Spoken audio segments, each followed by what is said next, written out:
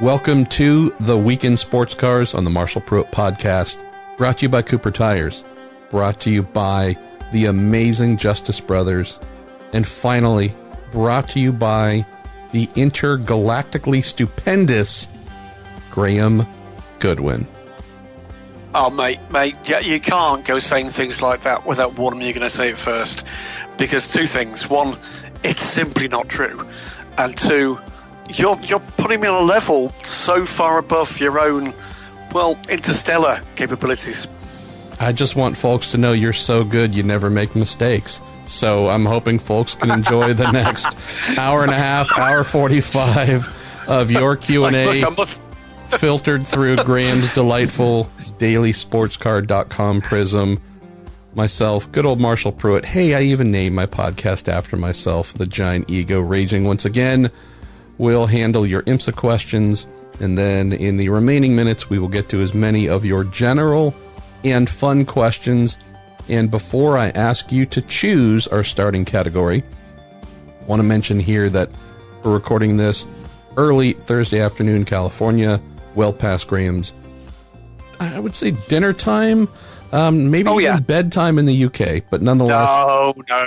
Either later today, Thursday, or by Friday, hopefully, we'll have something that I would hope might interest some of you, and that is the formation of a GoFundMe page for my friend, fairly renowned, highly esteemed sports car broadcaster Brian Till, who is having to take the remainder of the year off as he goes through chemotherapy treatments and radiation for throat cancer.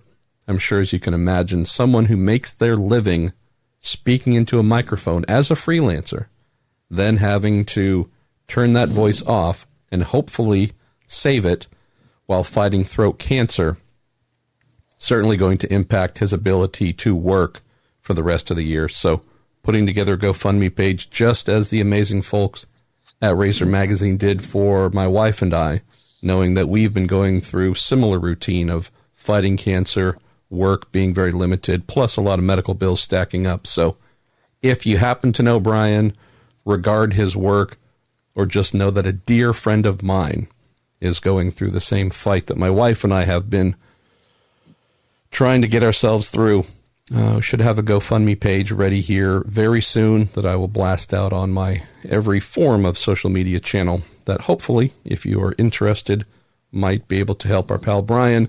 Now it's my turn and our turn to pass a baton and try and help someone else. So with that said, Mr. Goodwin, which category are we starting off with today on the weekend? Well, we'll start off very briefly with this statement. Kick its ass, Brian.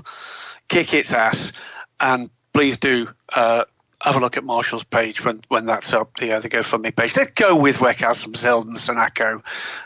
That being I don't know if we've ever figured out exactly how to pronounce it, but that being the delightful World Endurance Championship, Asian Le Mans Series, European Le Mans Series, and all things ACO. Your questions that we funnel under the WEC, AsLMS, ELMS, ACO banner. Since that is all of those are your proverbial bailiwick, as my father loved to say. I still have no idea what that is. I get to read the questions to you. This comes in from the delightful SRA Smoking Puppy 841. Yes, I love social media handles on Twitter. Says, a Silverstone question here. After losing 2 hours this year, I was able to stay around for the podium. I have to say, very disappointed, Graham. You can hardly see anything, and there's little to no atmosphere. Hashtag me personally. See, we're getting the usage. It's going, man. Every episode, we've got like 5 or 10. Hashtag me personally. Thank you. Hashtag me personally would cut off the section of the track at Club with a couple of cones or barriers and allow the public in.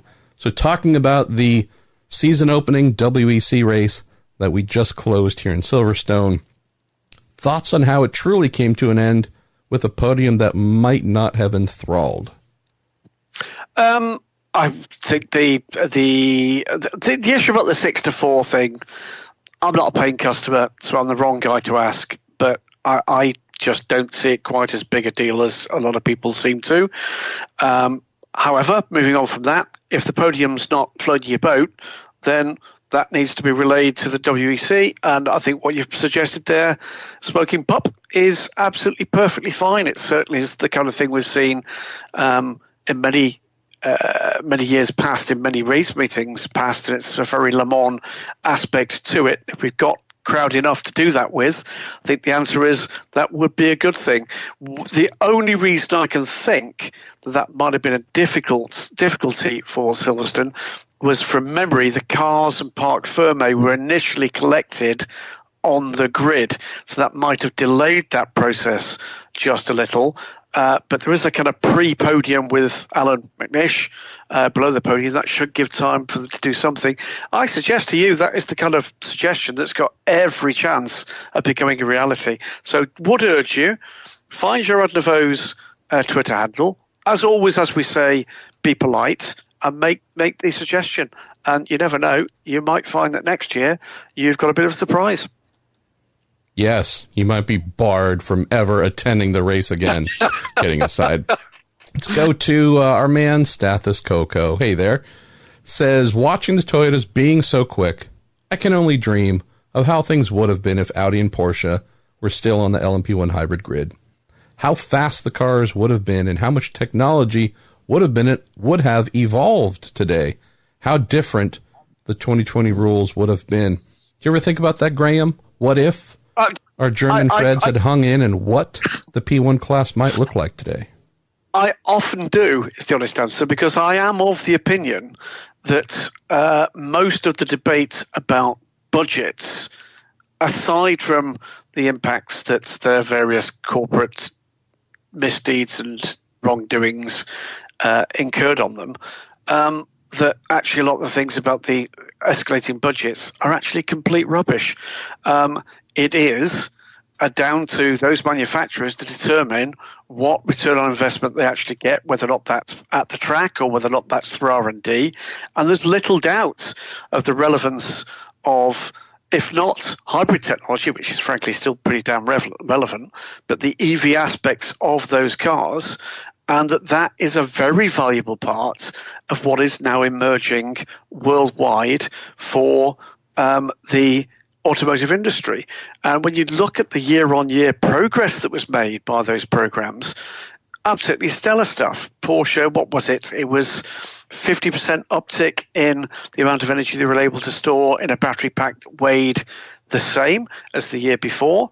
There were clear indications that the move forward for Audi for their last car was probably going to pay off in year two, with there being no lack of pace, but clear lack of attention to detail in terms of the serviceability and very un-Audi-like reliability. It would be one of those questions I think we'll ask ourselves for a long time, Stathis. And I think we are going to look back at this era and look back and think, my, oh my, weren't those things awesome?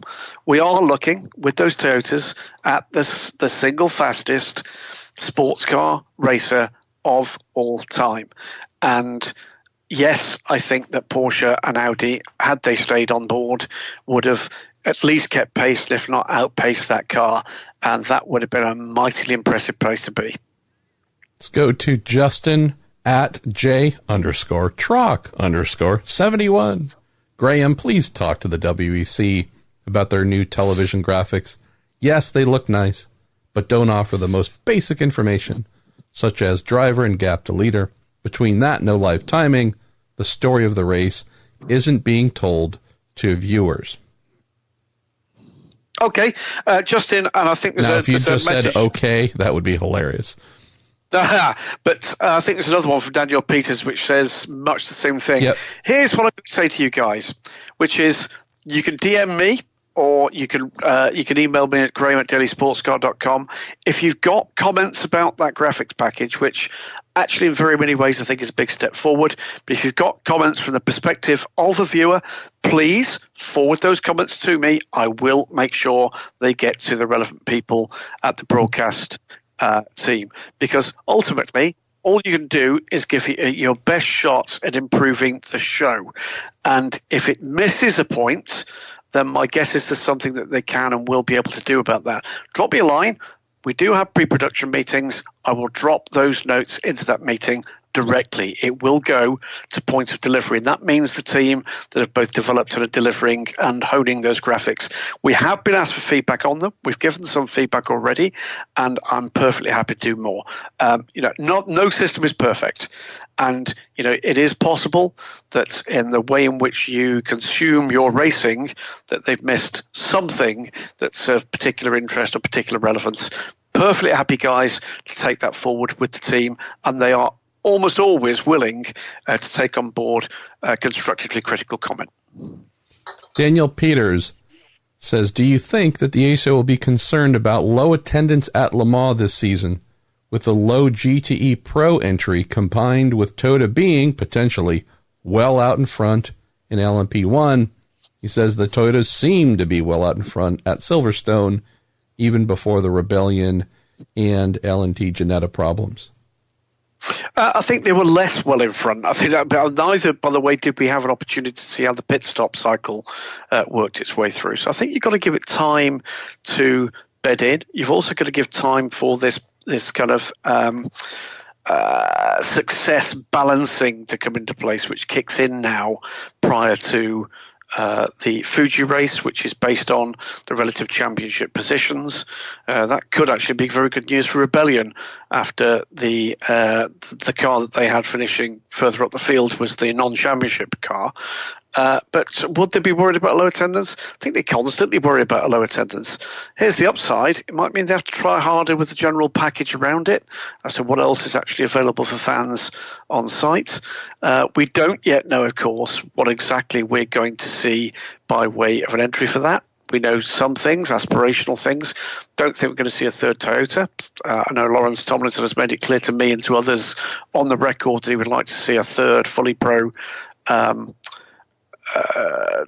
squadded Ginetta. We don't know what's going to happen about the GTE Pro field. It will likely be the debut of the new Corvette at Le Mans.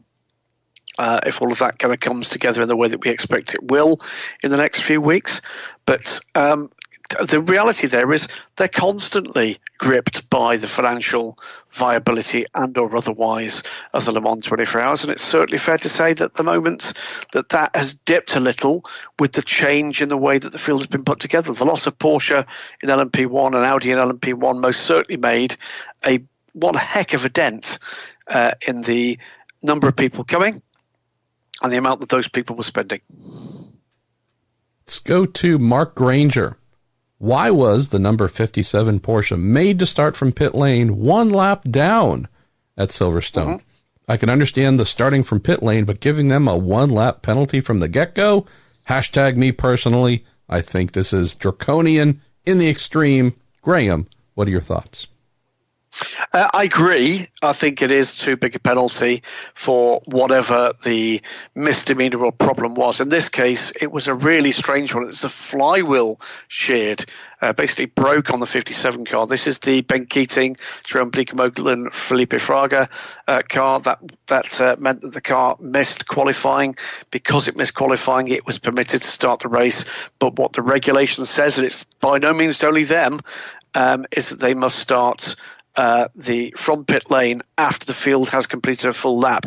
If you recall here, Mark, it's exactly the same penalty that was doled out to Toyota last season at Spa, the opening round of the Super Season.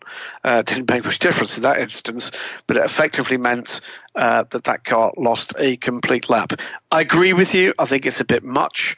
I'd like to see maybe the full field plus 30 seconds or something like that to make sure that they do allow a bit of clearance. But, full lap, I tend to think is a bit of a kick in the guts, particularly if it's a problem that actually a substantial part of the team in this instance, it's never happened before with an RSR, and it's a hell of a way to start your season, isn't it? It is just that, my man. I would say we need to move on to our pal, Right Turn Lover, who asks, are there written and published regulations on the LMP1 success penalty system? And if yes, where? I'd have to presume there are cars, albeit not necessarily made public, as it's, I presume there are, he says. Oh, yeah, there are. I mean, certainly, let's put it this way. If it's not in regulatory form yet, we've certainly had a full bulletin on it, which RTL, if you have a quick look on Daily Sports Cars coverage over the weekend, there was definitely a story from Stephen Kilby. And get well soon, by the way, Stephen. Stephen's been under the knife today with a pre-planned operation. We're going to remove the functioning part of his brain. Too which sexy. We had to dial it down. Yeah, we're gonna. I think it's going to improve matters dramatically. But yes, they are. Those details are out. It is fiercely complex, but take a look when you've read them. If you understand them, could you give me a quick call? Because I'm absolutely bamboozled. As I have said many times and will say for the rest of my life, I am wholly convinced that sports car racing is not actually designed as a competitive exercise. It's strictly a convention to put together a bunch of really intricate and often confusing rules. Let's go to Mark Whitledge. I think I can answer this one. Oh. Hi, guys. My question for the both of you is what's with the massive gaps in the wheel arches in the new Porsche 911 RSRs? This seems really sloppy looking, but clearly works. I would say there, if you take a look, and for those who have seen, I realize we're talking about visuals in radio format, always highly recommended. If you'll notice that at the back, behind the front tires, behind the rear tires, we're talking about the wheel arches, there is a significant gap behind those tires, basically a lot of empty space, you might say. And I would tell you that as an engineer and a person who knows a little bit about these things, you are exhausting air, turbulent air. You are reducing pressure. You're getting rid of high pressure, getting rid of drag. So in that design, they're actually doing something very smart. Often you would see, Graham, some louvers, something cut into the back of the fender itself to help exhaust air. This, as I saw it, made me think, ooh, that's really smart. They're actually building in venting to extract this, just call it bad air, to improve the airflow and reduce drag. So that would be the reason there, Mark. Let's go to Stuart Hart next. Is there a possibility to make Silverstone a 6-hour Saturday race, running into the evening? Summer date makes this possible. Move ELMS to Sunday. WEC needs to use its advantages. That includes evening racing to maximize spectacle. So what do you think? We're going to invert the headliner to the warm-up act the day before and go into evening. And then we hear the sounds of silence. Sorry. Is that your form of protest? Well, Stuart, you know what? I think that's quite a neat solution. Actually, I know they're very keen on looking about some of the unique aspects of sports car racing. The Barcelona ELMS race running into darkness. We've seen it, of course, Bahrain in the past. Again, seriously, drop Mr. Naveau a line. I think they are open to commentary from the fan base to see whether or not there's something they can do to improve matters. Every single ELMS team will now be putting them on their hate mail list, fair enough. But the reality there is, yes, the WC is the headliner, but ELMS is popular enough to actually bring people in, I think, on the Sunday as well. They've got one heck of a grid. And my guess is that people will stay around for the racing on the Sunday, but drop him a line. At the end of the day, I get it. People want to see the 6-hour format back. Who knows if it might be 6 or 8 next year? Who knows? But ultimately, if you want to bend the governing body to your will, I think the best way to do that is with a polite note to the powers that be to try to persuade them. But for what it's worth, Stuart, I think that sounds like a neat solution. I love the fact that we are filling up Gerard's social media and or inbox here. So got I'm in trouble. Any good, I don't know, recipes you might want to send Gerard's way, fashion tips, whatever it is, musical recommendations. We're going to get Gerard all tuned up here. So we have, Graham, almost 30 WEC-related questions or ACO-related questions. So going to speed through as many as we can, knowing we could fill the entire episode with it. Going to speed through a little bit here. Going to go to Tyler Cole, longtime listener, first-time caller. Tyler's hey, Tyler. A great one here for you. What letter grade would you give Ginetta for their full-time debut at Silverstone? For hashtag me personally, yes. Ollie Jarvis had a surprising error and some pit lane calamities, but pace was competitive. So overall, per Mr. Cole, they get a B+. What says you, G to the G? I think B+ is about right. Fourth place finish at the end was probably what they deserve for the commitment, if nothing else. You're absolutely right. There was the issue for Ollie. I had a long chat with him afterwards about that. He thought the Ferrari had seen him coming. He was surprised it didn't.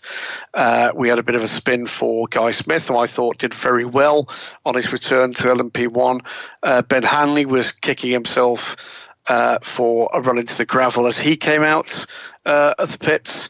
And then we had the shenanigans at the start of the race. That was a mistake from the team on both cars. The tyres just were on the cars too early.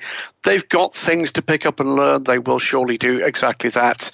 But the reality is we're not going to get the Ginettas or indeed the Rebellion to challenge those Toyotas at all unless they can run anything other than perfectly and error-free. And by the way, get well soon to the Rebellion mechanic who was injured in the fumble, I'm afraid, from Norman Nato. No, not Norman's. He didn't do it on purpose. It was an accident, but that young man is having some surgery. Oh, two questions here, Graham. One from Rob Horn, another one from our pal Smoking Puppy. Regarding leader lights, in general, talking about, hey, in other series, we see full LED panels used, something where you can have an articulated car number, position number. You use the LED grid to your delight. Is it time to maybe ditch the single 1, 2, 3 light system on the cars for something a little bigger, more demonstrative? Do you think that's the need? And are we sending another letter to Gerard Deveau? Or no, that might be Vincent Beaumanil. I think the answer is that it is time. I think particularly at Le Mans 24 Hours, I think that would be a good thing. There's a lot of people stay up all night and watch the cars go roundy. The technology is there. They've got to be convinced that there's a return for the teams. I know they're very much thinking now towards the kind of budgets, but it's not like we're talking here about small budgets in the first place. We are talking multi-million-dollar budgets for a full season. My view is I'd like to see it tried. I think it might be a pretty good thing. Bearing in mind in particular when you're trying to follow 4 classes, actually doing that with the differential in colour on each of the cars, I think would only be a good thing. And the answer is yes, guys. I think now is the time to take the plunge with that. Let's go to... Got a couple questions here from Rob, so we'll use the one that we had there. Let's go to Chris Alfby, who says, would you want to see the FIA WEC become a 2-championship sort of thing? Explanation. Have the WEC as a 4 or 5 round championship, all 8 hours at iconic venues, Sebring, Le Mans, Spa, maybe Fuji, and then a world championship with quicker 4-hour or less races happening at more unique and, quote, different locations, and have the series become what the Blancpain GT was before the World Challenge thing happened. I sort of get it. I think the answer is I'm not particularly attracted to that, and I strongly suspect the FIWC certainly wouldn't be attracted to that. What they're looking for is a stable, long-term grid. And it should be said, by the way, although we've lost the 2 S&P racing cars, they're okay on numbers over a full 9-race season, and I think they'll be reasonably satisfied that they've got the format fairly right. Will it always stay that way? That's another point altogether. I think if we moved to a position where we had a rule set between the IMSA WeatherTech Sports Car Championship and the WEC for the top class that were interchangeable, that might be a completely different case altogether. We've got a couple of years to wait for that, but that might be the point at which you start thinking about whether you've got a championship and a championship. For right now, I think we've got pretty much as much change as we can really kind of contend with. Andrew Muggeridge has a question here, and I'm surprised we didn't get more on this related to BOP and the Toyotas. Andrew says, do you think the shorter 4-hour format actually benefited the Toyotas? And will the success ballast and, quote, EOT changes realistically make any difference to their continued dominance? The answer is they ran faultlessly, the others didn't, so it's quite difficult to actually judge that when you look at actually what went on for both Rebellions and both of the Ginettas. It's actually quite difficult to judge exactly where they were on pure performance. The reality is the OT will make a difference, certainly in terms of pit stops. The problem was that none of those 4 cars they're up against ran, undelayed.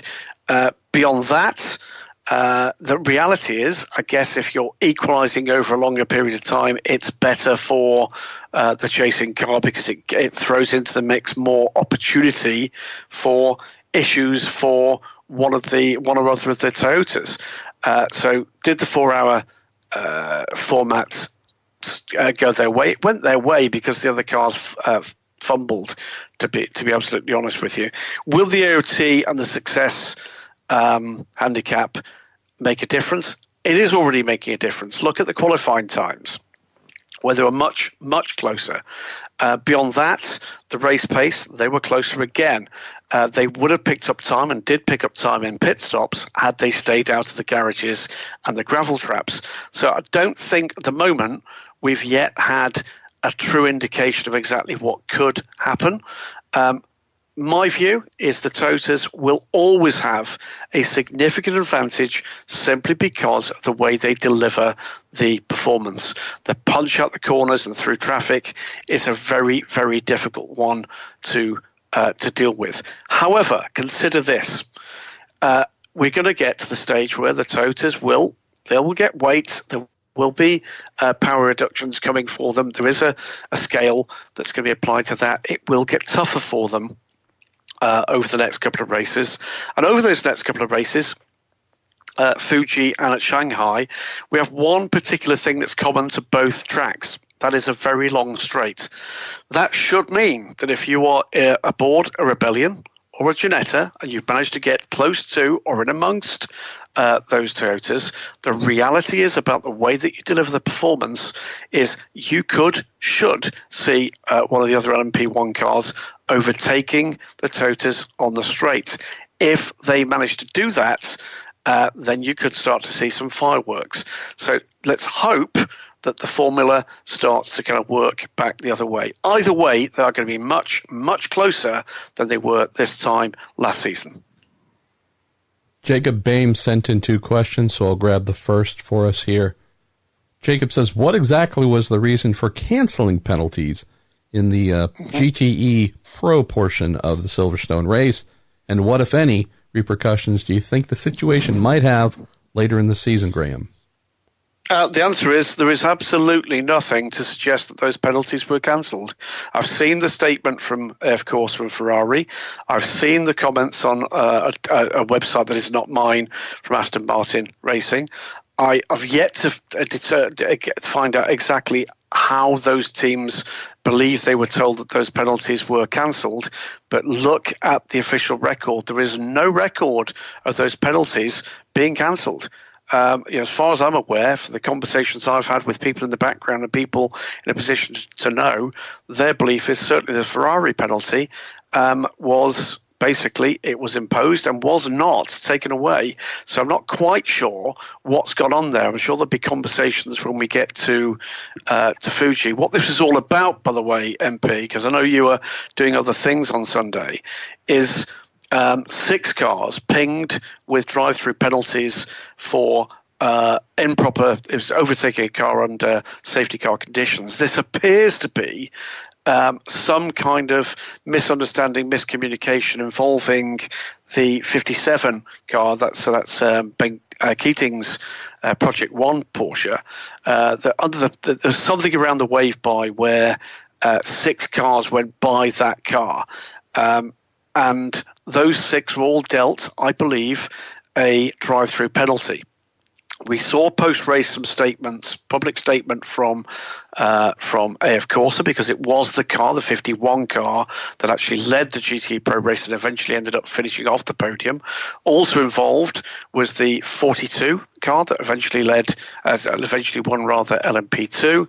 The Jota 38 car that potentially could have cost a podium too, and the second place car in GT&AM, the 98 Aston Martin, which potentially could have won the race.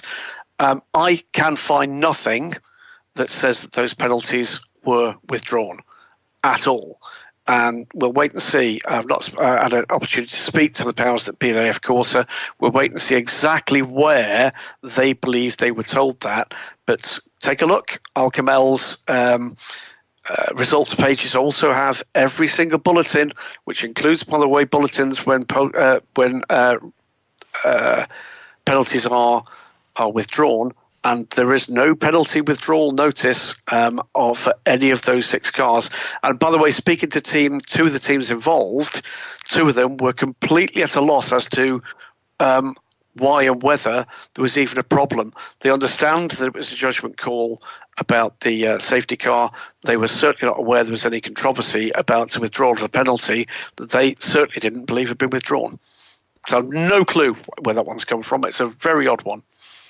Jacob sent in 2 other questions, and as we do, dear listeners, every episode, we ask that if we don't get to your questions and you want them answered, don't hesitate to send them in again.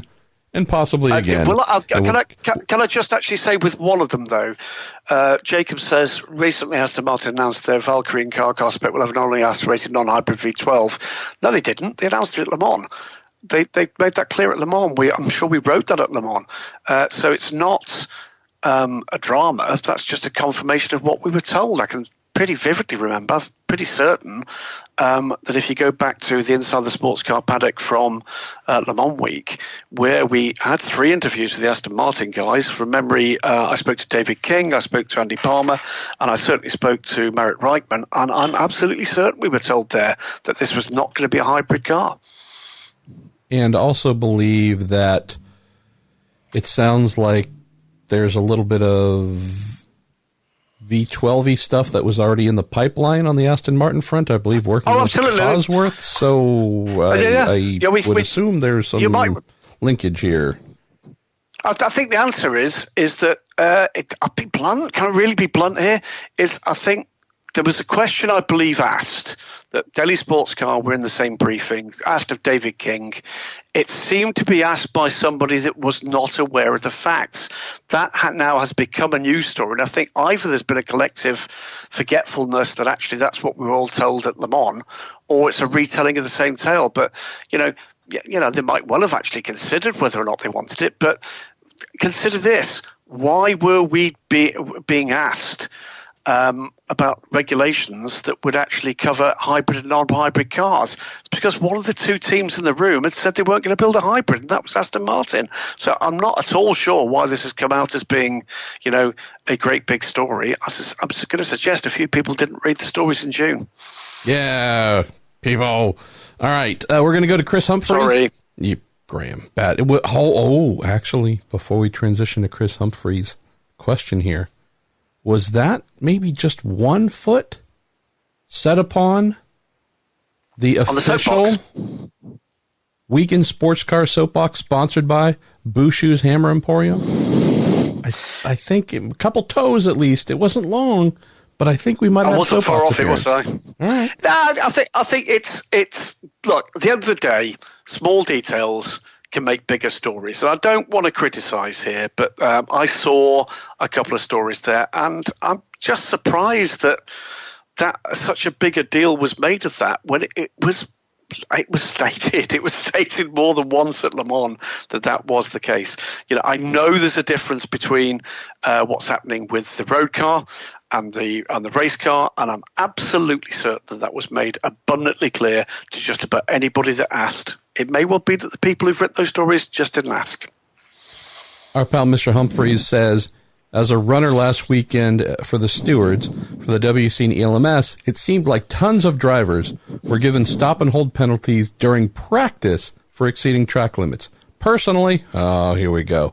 are going to have to assign a penalty here, Chris. You cannot use the word personally on any of our podcasts without hashtag me personally. So, have we figured out what the penance for this is, Graham? How does he get out of the doghouse here with us? I think we've possibly got to answer his question really slowly. Oh, there we go. I'll fix the mistake. Hashtag me personally. I went into the Ferrari garages nearly a dozen times over the weekend with stewards' decisions. What are your guys' opinion on FIA track limits? And FYI, it was all the pros getting penalties, not the amateur drivers. Well, I'm not being funny, in which case they've got less excuse, haven't they? I'm really sorry, but there can be nobody that has spent more than 3 nanoseconds in the company in any kind of official capacity of Eduardo Freitas that doesn't know just exactly what he thinks about track limits. And yes, Eduardo did employ a different strategy over the weekend, which I found amusing actually, which was that you got a 5-minute stop and go during free practice sessions if you continue to bust track limits. So the reality is there that, it made it clear. I'm sure it made it absolutely clear. And by the way, if you did it again, you got a 10-minute penalty. So he's tried a variety of tactics to get people to kind of listen to the instructions they're given, not just by regulation, but then again in driver's briefing. I will admit to having about zero sympathy in those circumstances for anybody moaning about the fact they're going to be issued a penalty. They're told. They're repeatedly told. They're told pretty bluntly. And like I say, you say, Chris, that it seemed to be mainly the pros, in which case there's even less excuse, because I'm not aware we've got a single pro in GTE Pro that is debuting this season, which means they've been told this in every driver's briefing, every race for at least 2 seasons. And by the way, last season was longer than most. So sorry, no sympathy from here. Look at that. We got a feisty Graham Goodwin today. I say good day to you, sir. All right, let's comb through the remaining WEC, AsLMS, ELMS, ACO.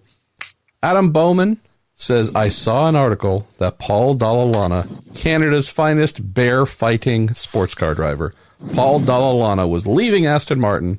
What's the word on that? Well, bearing in mind he's just signed up and indeed made his debut in the 98 car in GTE for a full season, I'm going to suggest to you that article was probably wrong. He's there with the 2 fine gentlemen. Was that another hashtag breaking exclusive scoop story? No clue where that one was. I mean, I know Paul has driven other cars. He's driven in recent past. He's driven Ferraris. He drove Ferrari at Daytona last year, and I think the year before. I've got a feeling, BMWs? if I'm right, I think, yes, he's driven BMWs, but I think even during his time in Aston Martin Racing, I've got a feeling he did one of the Bathurst races in an AMG as well. So he's taken a look, and you know what? There'd be 2 reasons for that. One is because he quite likes driving fast cars.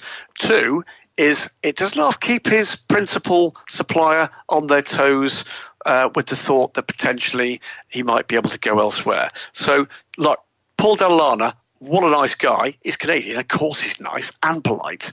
And by the way, built like that because if he is attacked by a bear, he could kick its ass. But beyond that, Paul, incredibly intelligent. You're not going to get one over on him in business terms. And look, I'm sure he's made a few noises about I might do this and I might do that. And I think there was definitely a call as to whether or not he came back this year. But he's back in a brand new Aston Martin V8 Vantage, the turbo version that's now in GT-AM as well as GT Pro. And he looked to be having a pretty good time of it. Holger Opelt says, did you guys also have problems differentiating between the 2 new Porsche 911 RSRs in GTE Pro with their latest liveries? I thought somebody said this should get easier. By the way, what's your opinion on the livery? For hashtag me personally, good job. They are really ugly. Porsche, I want the old liveries back. I think the answer is it's another theory practice thing, isn't it? In theory, the reversal of some of the base colours, the red and the grey, looks really looks like a real differentiation, but the reality is I tend to agree with you. It just doesn't stand out. It's neat and tidy, and I'm sure when you've got 2 1/43 models of them on your shelf, they'll look great and nice and contrasted, but watching as I do, either out of a window or on a TV monitor, I have to say I entirely agree with you. It's not the best livery. Last year's I thought was pretty good for if you're going to go down the Porsche family route, but this one, let's just put it this way, I do hope we get a couple of celebration liveries at some point. Let's go to Damien Peachman, Asian Le Mans Series question. Do you have any idea on the number of current LMP2s that will potentially be racing in the series next season? Yes, I do. All right. Oh, you want the answer? See? We have a pedantic Goodwin today, I tell you. Ha, ha, ha, ha. Well, bear in mind that we've got to have 2 LMP2 classes with 2 different sorts of LMP2 in the Asian Le Mans Series this year. Another first. It was something we could have seen in Europe in 2017, but didn't because there was no team that wanted to run the older cars. But LMP2AM will be with the older cars, and then LMP2 for the overall will be with the Gibson engine cars. I think we're going to get significant numbers for both. All these things could actually, turn around in a nanosecond, remember. But, in terms of teams that have told us what they are doing, I was actually told even today about one quite exciting project that's coming together with a team we've seen in Asia before. But I'm guessing at the moment that we'll see somewhere single figures, but high single figures for the Gibson engine cars. We've already had teams like Panis Bartes, Argyle Pro, Eurasia, Inter Europol, Carlin, High Class Racing have all said that they are putting stuff together for that. Then you've got some of the same teams I've just mentioned, plus others, RLRM Sport to add to that total. Plus the Euro International effort with our good friends from NASCAR coming into LMP2AM. So combined total of LMP2s, I think it could be well into double figures. Similarly, I think we're going to be close to, if not at double figures for LMP3, and I'm being told that we've got some new takers for GT as well. So all told, let's wait and see, because plans can change towards the end of the European season. I'm guessing well over 20, and I'm hoping over 30 cars for the season.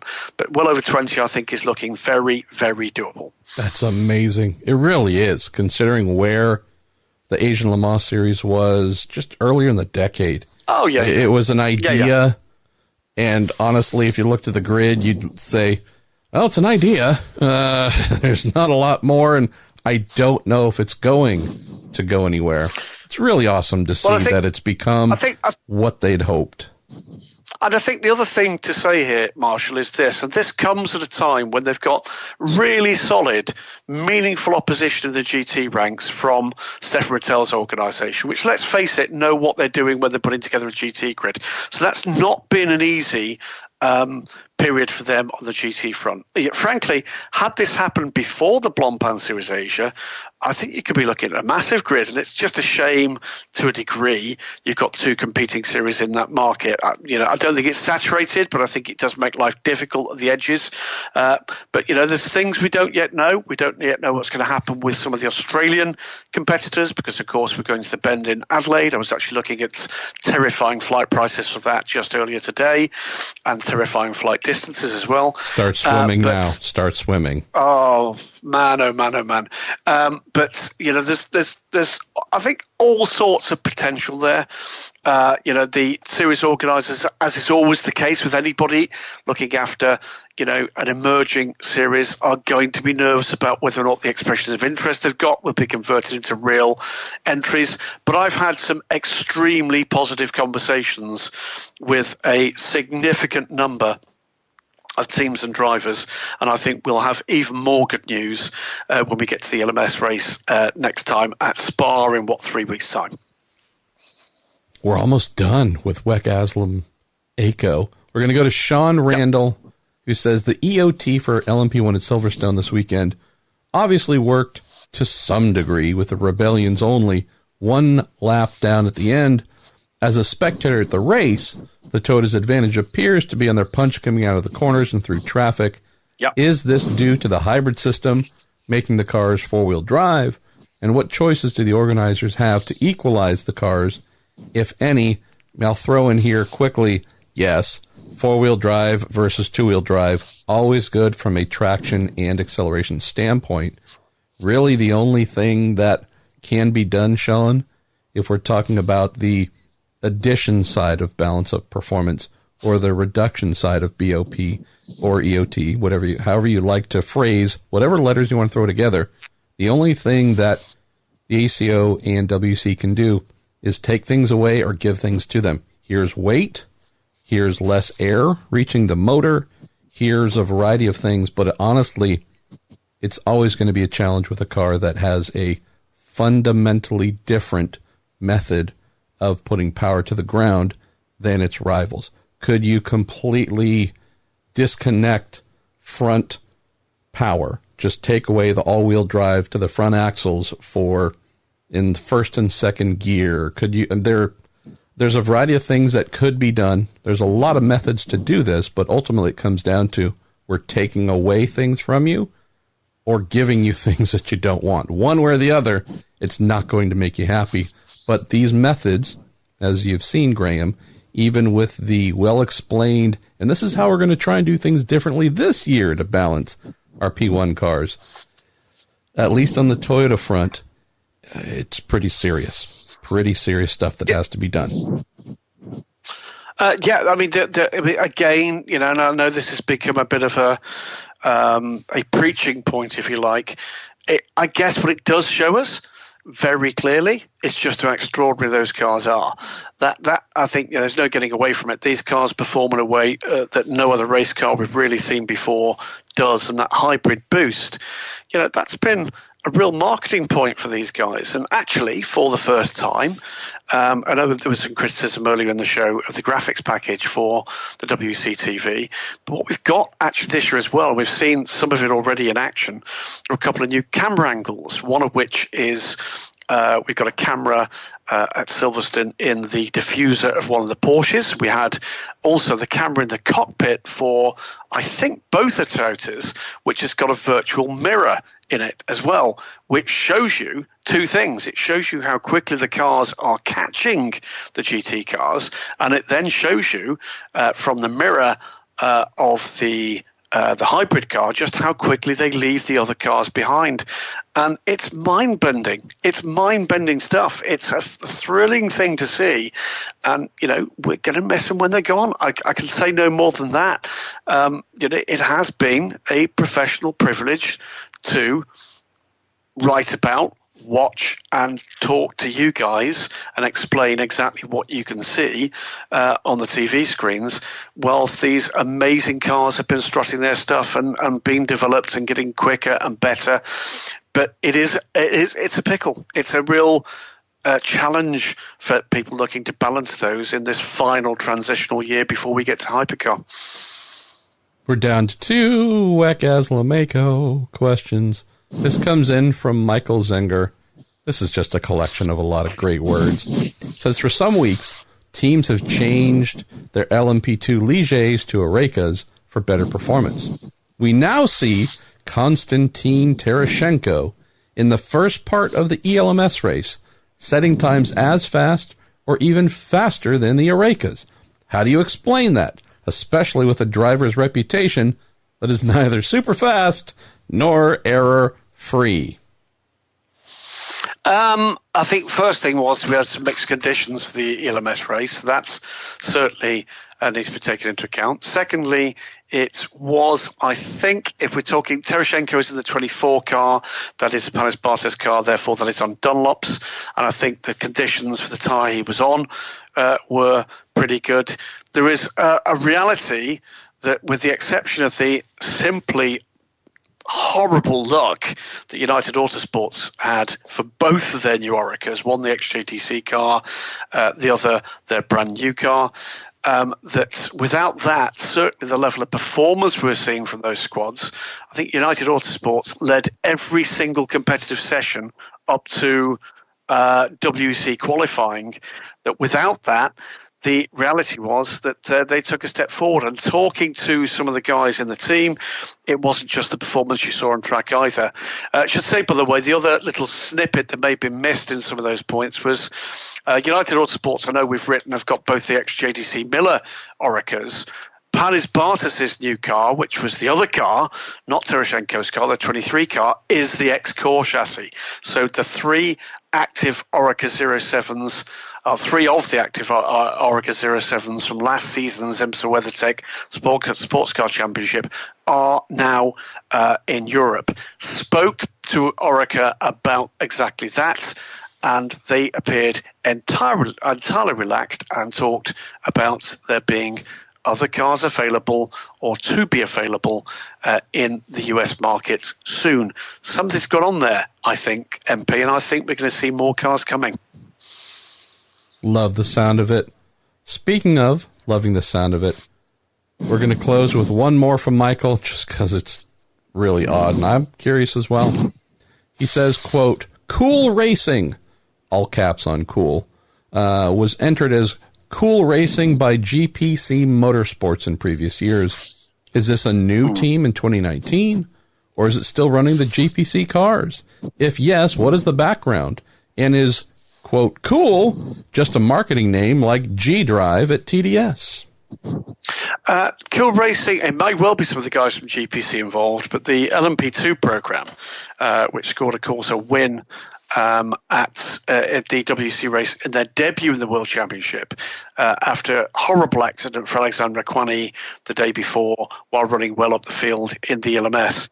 I think the answer is it comes from company that a number of the guys have got involvement in, which is Cool Aviation, a Swiss company. By the way, coolaviation.ch, I think, is their web domain name. Do have a look at it, because it's got Cool-Aviation.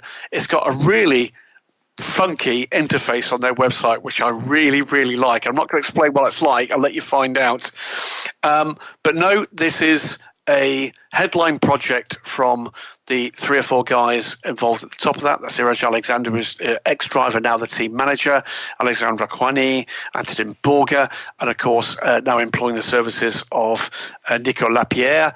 And they could not be more delighted. Alexandre Raquani fracturing his pelvis, I'm afraid, with a really nasty accident on the Saturday, which meant that he missed out on the race win on the Sunday, but still on the podium with the guys. He's hoping to make the next couple of races. I suggest to you it might be a bit longer than that for that recovery. But no, they're a cool team. It was a privilege again to be actually at the Portimao test at the end of last season for the European Le Mans Series, where the team had the first of their 2 Orecas delivered to them, and to see the faces of those guys, all of whom have come up through the ranks in LMP3, to see the faces of those guys when that car was rolled off the trailer from Oreca and delivered to them, tears in their eyes. It was a wonderful, wonderful moment. That's passion right there. It's a passion-fueled effort, and I'm delighted that the success is coming to them so quickly. We're done. I think next not for the time, show, but just on your segment. And we've got it's time to go to 40-ish minutes, maybe. I don't know, 45 if we want to be really nice. Well, I'm going to do now what you've just been doing to me, and I'm going to start serving at you some of these IMSA-style questions from America, because it's time for IMSA questions. The first one comes from Sam Abdul Samid. Apologies if I've got that wrong, Sam. He asks about the IMSA All-Electric Support Series. With the Porsche Taycan debuting tomorrow, I think it's now today, because I've now seen that car. Yesterday. What do you think about adding an electric support series to IMSA? 20 race prep Taycans running on real racetracks would be pretty awesome. So says Sam. What think you? I think it would be extra interesting, Sam. I think it would be very expensive, and I think it would have a relatively short lifespan. So I would like to see it, but I would like to see Porsche spending that money on a hybrid DPI program that lasted much, much longer. So love the idea. I can't believe it's going to be too much longer until IMSA has some form of extra, almost silent, all-electric support series. But, yeah, while this would be cool, single make, I don't want to say gimmicky, but single make style championships tend not to last super long, at least over here. So I'd rather see Porsche get stuck in with a proper frontline prototype effort where they can take overall wins and add to more of their immense history at Sebring, at Daytona, etc., with overall victories. Yeah, I tend to agree with you. If, as a marketing stunt for a year, 2 years, I think it might suit Porsche to do that, but I would hope the racing is rather better than the Jaguar I-Pace trophy we've got supporting Formula E, which, with absolute respect to the drivers' efforts in those cars, is not entertaining in any way, shape or form. It's you're going to have some kind of format where those cars are able to show their relative performance. Let's move on. DPI and LMP2 tyre battle comes at us from @deruslar, the hilariously titled The Guy in a Grumpy Bear Suit. On last week's show, Graham discussed, I'm not sure I can discuss with myself, how the coming LMP2 tyre war might play out with the overwhelming majority of the chassis being Orica. What happens with DPI if tyre development starts to favour the Orica chassis? Great question. Definitely need to delineate, though. The thing that makes DPI a fascinating thing to watch right now and in the future is that with multiple chassis suppliers, with multiple manufacturers involved, a couple of them using very different engine types, we don't have the same dynamic that we do in LMP2, where it's simply a matter of what almost identical chassis is a little bit better than another almost identical chassis, and therefore tire development and or just tires in general might be worn better and more competitively on one over the other.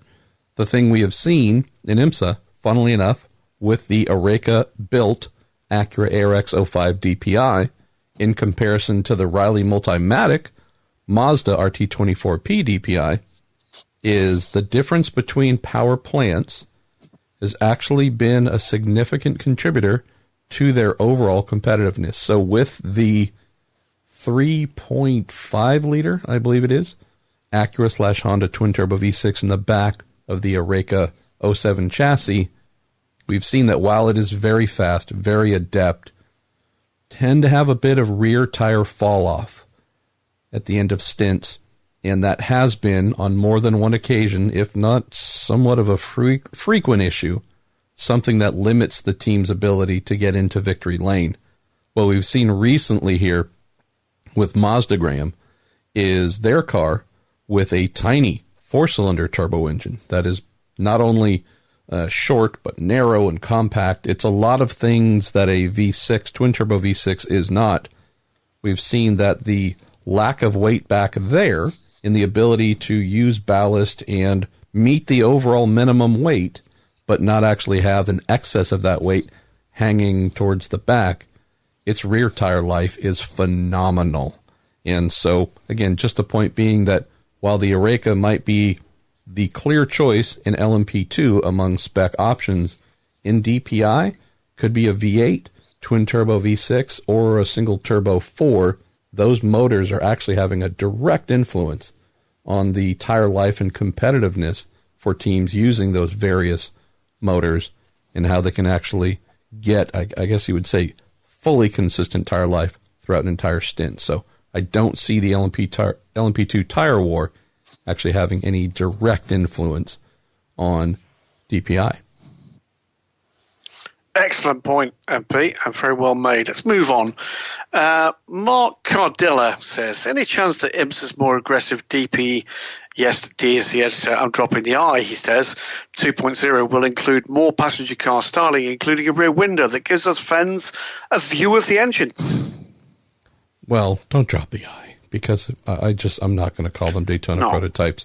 I've lived through that era. I'm permanently scarred. Plus, if we're looking at the four makes that are currently in the series, Acura, Mazda, Cadillac, and Nissan, only one is American, so there is a predominance of international involvement. I believe that is going to be the case, Mark, that yes, we will have more road-based styling. I do not know exactly how they plan on rolling that out yet. I like the idea of a rear window. Granted, that was also something that we did have in the dreaded DP days.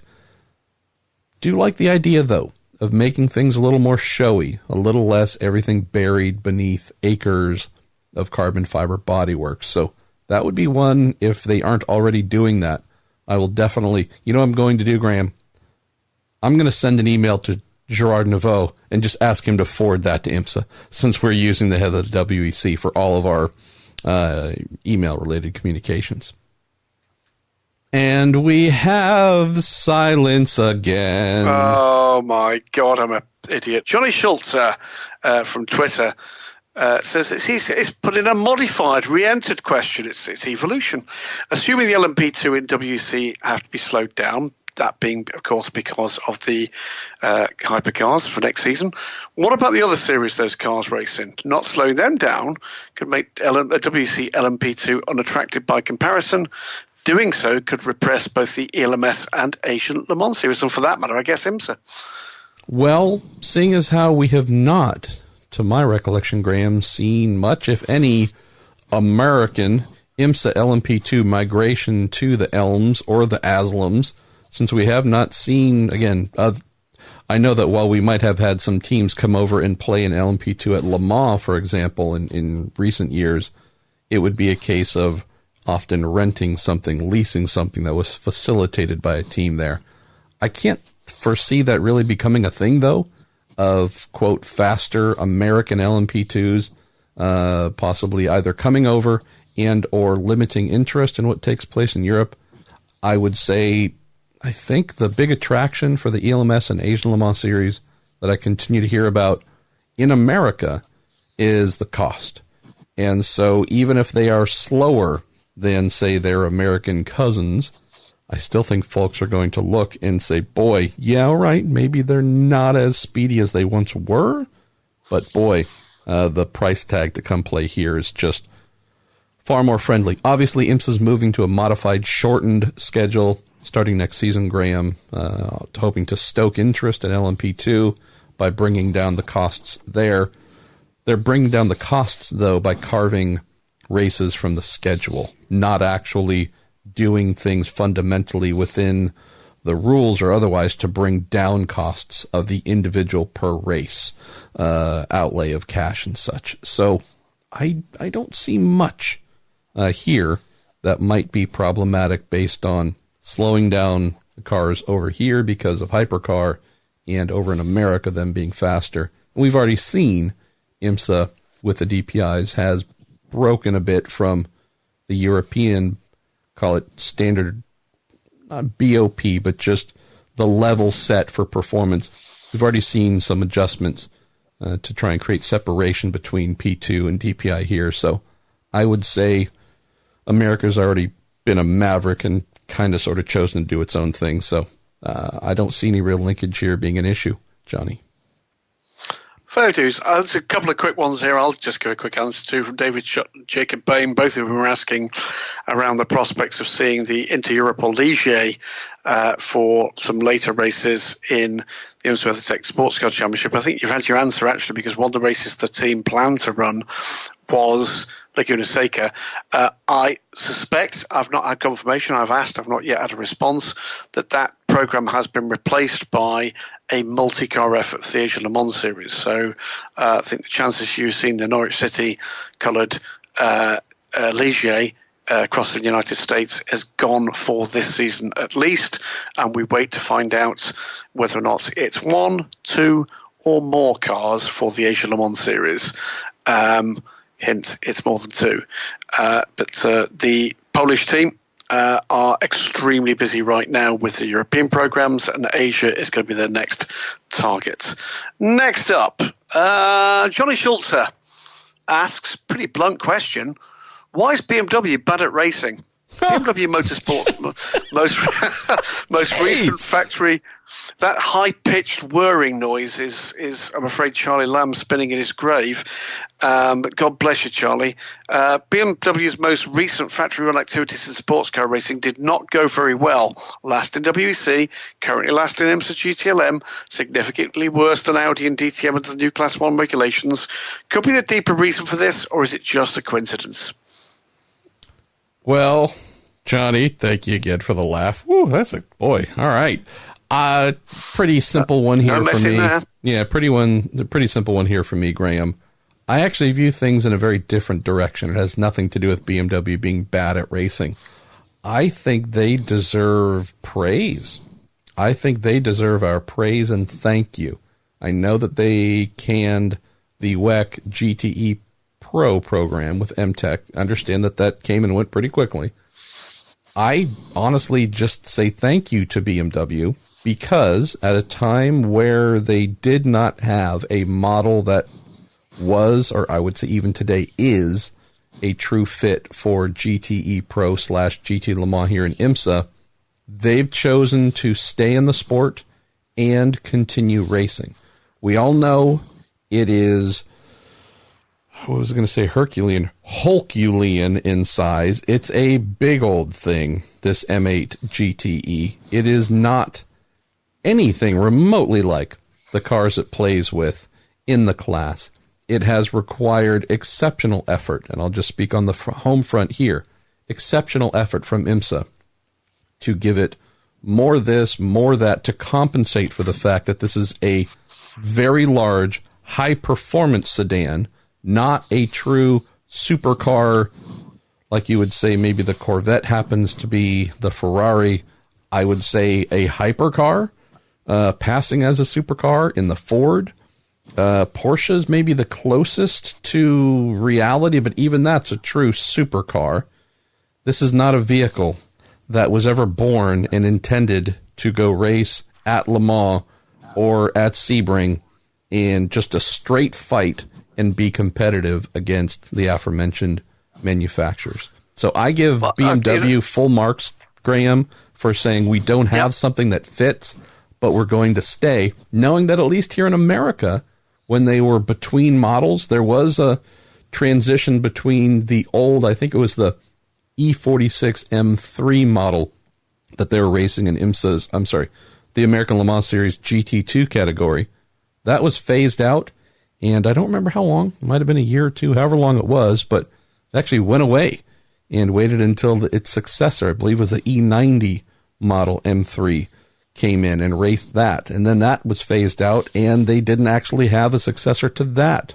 So they modified a Z4 for those outside of America, a GT3 car, and turned that into a GTLM / GTE Pro style vehicle. So again, I can't disagree, Johnny, that this hasn't been glory for BMW, but I would say if they were to do what most manufacturers have done, or even they've done in the past, and step away until they do, I think we'd be at an even greater loss right now.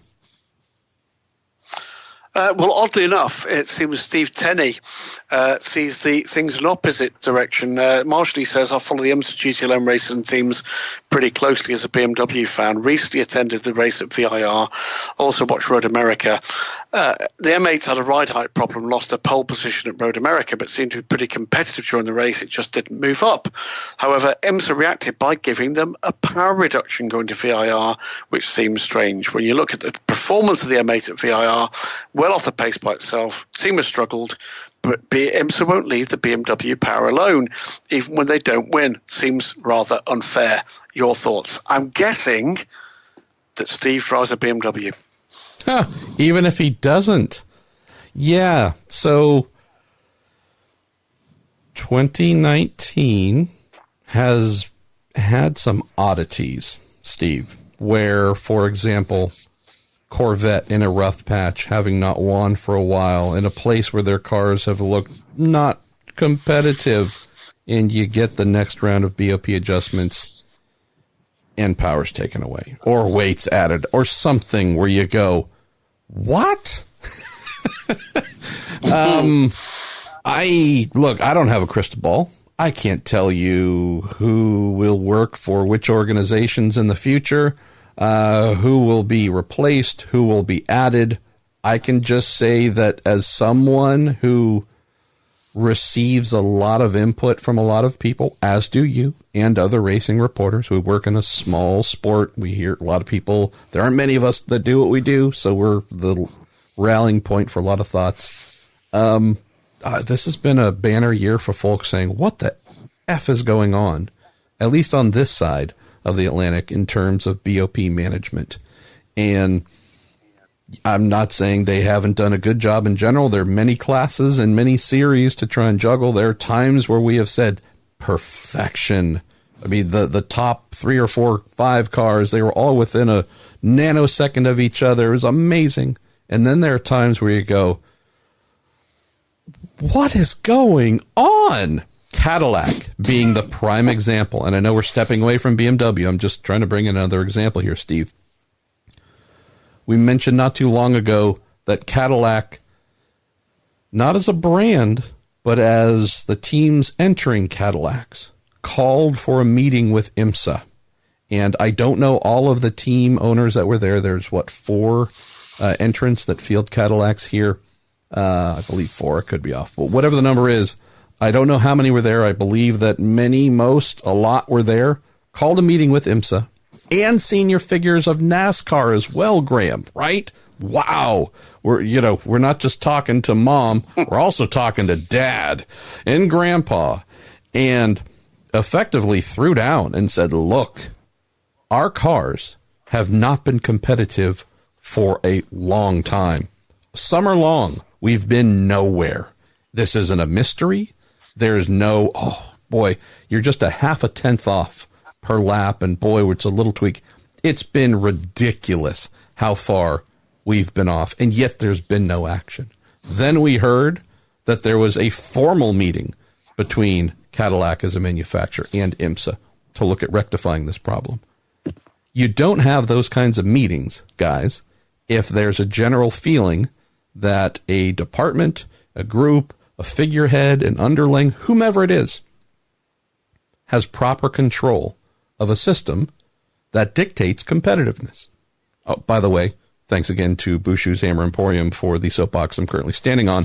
Fantastic. The issue here, which you've heard me talk about many times on this show, balance of performance is a man-made / woman-made, human-made construct. Therefore, it is upon man or woman, or man and woman, to execute it at a high percentage. Something where you go, you aced that test. And if you didn't ace it, as we gave grades earlier, maybe you got a B+. But there's an expectation that since a series has created a construct that affects the competitive capabilities of disparate vehicles to allow them, big motor, small motor, front wheel drive, rear wheel drive, front engine, rear, all, just in general, not pointing directly at IMSA, just in general. We're going to throw a lot of different things on track that were built with a lot of different things in mind and goals that might not have been the same. How do we allow them to fight and play and entertain you? Well, we're going to use something that takes some away from here, gives some there. We're going to balance it all. Great. You've chosen to do that. Those teams and their manufacturers have chosen to come do that and play with you. Therefore, there's an expectation that if you're controlling things, and there are people, not computers, but people that make choices, that those choices, more often than not, are going to create that balanced playing field. That is the simple foundation. It's the tenet of how the competition takes place. And when that doesn't happen for 2 races, 3 races, 4 races, there have to be questions, Graham. Do we fundamentally as an organization, whether it could be IMSA, could be SRO, could be whomever, are we missing something? Is there a grudge? There were people, right? We're man and woman. We're making decisions. There's certainly no one is perfectly unbiased. Who knows? Again, are we just missing something? Is there a procedural fault? Is there a lack of taking people's concerns or problems or data seriously? I don't know. I do know that most organizations that use BOP pull a ton of information off those cars. Real time through telemetry, post-session, downloading, gobs of information. It's not for a lack of who's capable, who's not. We also have situations where teams and our manufacturers try and game the system, right? Try and put one over on the BOP setters, those who are setting the BOP at the races. So there's some gamesmanship of trying to detect who's acting, who's faking it, and what's real. I'm not saying this is easy. Of course it's not. Just look at the WEC since Toyota has remained as the only manufacturer with a hybrid. It's been impossible. No other brand has won while they have tried to balance it with the Rebellions and Ginettas and whatnot. We know it's hard. But when you say, boy, there's I'm exaggerating, a 47-second gap in lap time between the Toyotas and the Rebellions, you go, ding, ding, ding. Someone's failing on a human level. And when you have that, obviously at a much smaller number, but something where a brand like a Cadillac can't win, just simply cannot win because the decisions made by a sanctioning body. Or the M8 gets its butt handed to itself, and then you go to the next race and go, oh, great, so we're taking more away from you.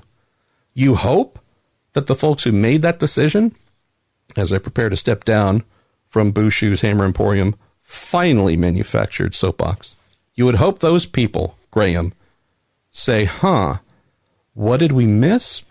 What were we led to believe would happen that didn't? And is there a common sense aspect to this? Hey, our simulation, our computers that we've fed this data into have said this vehicle needs something taken away to slow it down, even though it's been slow. But according to simulation at this track we made this change for, boy, it says it would be too fast if we didn't do it. What happens afterwards? Is there a sniff test? You go, yeah, that might not have sounded right from the beginning. Can we trust the computer? Is the computer actually being relied upon too heavily to make decisions? I don't have answers to all this. I certainly know, though, that in the case raised here by Steve, for any of the Cadillac team owners, heck, for any Cadillac fans, you don't have to know a darn thing about how balance of performance works to realize in these instances hasn't been working. There you go. I think that's pretty clear. We're going to run through a couple of very quick questions. I'll get the words in the right order in a moment before we move on briefly to the General and to the fun questions at the end here. Peter Landez asks about new GT2 spec cars from SRO and whether or not there might be any chance of IMSA creating a place for them to race in any of their series. I think the answer for the foreseeable is a firm no. We'll wait and see whether or not that's a class of cars that gains traction. At that point, may be something different. But for the moment, I don't see that anywhere other than where they're intended for, which is the sprint races in the SRO Blancpain Sports Club events that we're going to be seeing in North America and Asia as well as in Europe. So that's that one. Let's have a quick look. Here's one for yourself. Gianpiero Moretti and the Momo team from Ian Keyworth. Whatever happened to them from the 1990s? Did they just wind up the operation? They're still a going concern. Would be great to see them back racing with the iconic red, yellow. Imagine a Momo Ferrari DPR. We, of course, did have Momo GTC cars, didn't we? Yes, we did. And there's a modern owner of Momo, and there's they have their, I forget the name of their safety research organization. Yep. Well, yeah. Gianpiero, they obviously had some success there at Daytona, great success later in the 90s. Gianpiero stepped back from racing. Obviously, he passed away a couple of years ago, unfortunately. But yeah, would just say Ian, fairly natural life cycle of a very passionate sportsman coming in, enjoying his sports car racing, having a lot of success, even going as far as commissioning his own prototype at one point, and then the kind of normal wind down. of having raced, having won, having aged, and stepping away. So I'm unaware of there being any true acrimony related to the life cycle of that team coming to an end. But yeah, at least in modern version, we have seen, it's been a little while, obviously, the AsLMS is no longer here, nor is the GTC class. But I do believe the rather beloved Sean Edwards raced a Momo livery car in GTC as well, chromish, if I think I recall. But yeah, it's been a little while. I believe they've been putting a lot of their work into the Motorsport Safety Foundation and such. So that's the best of my knowledge, which might not be as much knowledge as it should be. Okay, a couple of quick questions for the end of IMSA here. Alex Eichmiller says, seen a number of gentlemen drivers and long-term progress at IMSA announce they're stepping away for next season or cutting back. Is this just normal cyclical nature of Pro-Am sports car racing or cause for greater concern? Well, I mean, I think certainly in the case of Ben Keating, I think it's a recognition on Ben's front that he was not going to win his place for Le Mans in IMSA this season, and making an early bid for a program that is going to take him to Le Mans is the fairly obvious conclusion there. But what else can you say about some of the other programs that we're beginning to hear rumbles about, MP? I am going to decline to name names, but you could obviously assume that with some of those that Alex has highlighted, it probably wouldn't be too far to figure out. Maybe one or two I might have spoken with. By no means a consensus. We're getting out for this specific reason, all of us in a united fashion. Would say that costs have certainly been cited as something that on the GTD level are becoming almost untenable for some. I would say in the DPI level, ooh, boy, that was a bit of a surprise. Obviously, they projected what it would cost for the core autosport team, John Bennett and such, but still, it's a lot of money and nowhere close to what would be needed to continue the fight against factories, as a pretty significant amount being spent by Tequila Patron, Ed Brown, and whatnot came in under the ESM side. So I would definitely say that we have a case where IMSA should be thinking about costs in greater ways than they have been on the GTD front. If we look at where things are headed for next season, it's great to see the Robinson family stepping in to backfill the void created by Ben Keating once they're done with the season and move on from Bill Riley's team. But if you just start to look through, Graham, IMSA's GTD roster, and you start to look at those entrants, I'm talking full-time. The Starworks team, a little bit hard there, a little bit of a struggle. It's a true Pro-Am team. It doesn't have a manufacturer, privately funding a vast majority of what it's doing. FAF Motorsports, new addition, great. Canadian auto dealer based and such, so good link with Porsche as well. So I think that's going to be in pretty good shape. Magnus Racing, obviously, we're expecting John Potter to step away. We know team owner, founder, driver. We know that Andy Lally is looking for work. We know the team has been told, don't hold off on brushing up your resumes. So concerned that party's coming to an end. John, having raced in ALMS, Grand Am, IMSA, and World Challenge. The AIM Vassar Sullivan team. It's new. It's not a factory team. Wink, wink, nudge, nudge. There's some pretty darn strong ties to Lexus right there. I'm not saying that Lexus is paying for the whole thing. I'm just saying that there's undeniable ties there. Not in the way that, say, a FAF Motorsports team operates. Just, again, looking at the full-timers. You have the Rileys, right? You have the Riley angle with their strong ties to Mercedes, but those are indeed privateer funded. And from there, you have Paul Miller Racing. Strong tie with Lamborghini, privately funded, but still there's a good, there's a strong bond there. After that, we have the Meyer Shank Racing team / Heinricher Racing. Jackie Heinricher has been a breath of fresh air, bringing in a new major sponsor there. We do know, without a doubt, that Acura is heavily aligned with that team. And from there, we have Scuderia Corsa heavy for our alignment. You work through the remaining, right? Park Place Motorsports, strong alignment with Porsche, but also privately funded. Just a few others, Graham, to run through here. Turner Motorsport, they're obviously BMW through and through. In many instances, there is some sort of real manufacturer relationship, and whether it is money being spent privately to help or other levels of assistance, it's hard looking through IMSA's GTD roster to find true, I am a person who loves to race and a businessman or businesswoman and spend out of my own pocket. This is a true Pro-Am team. I hired a pro to be my teammate, and this is just the conventional Pro-Am format.